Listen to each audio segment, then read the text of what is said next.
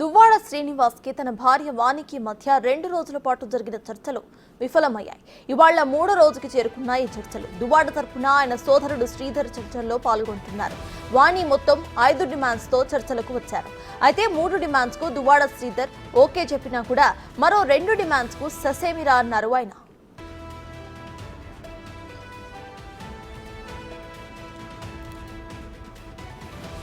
పర్లాకిమిడిలో ఉన్న ఫ్యాక్టరీని పిల్లల పేరు మీద రాయాలి అన్నది వాణి తొలి డిమాండ్. దానికి దువ్వాడ సైడ్ నుంచి గ్రీన్ సిగ్నల్ వచ్చింది. ఇక ఆ తర్వాత టెక్కలి వెంకటేశ్వర కాలనీలో ఉన్న ఇంటిని కూడా పిల్లలకు రిజిస్ట్రేషన్ చేయాలనేది వాణి రెండో డిమాండ్. దానికి కూడా దువ్వాడ శ్రీధర్ ఓకే చెప్పారు. ఇక మూడో డిమాండ్ చిన్న కుమార్తె పీజీ మెడిసిన్ పెళ్లి ఖర్చులు భరించాలి. దానికి కూడా దువ్వాడ అంగీకరించారు.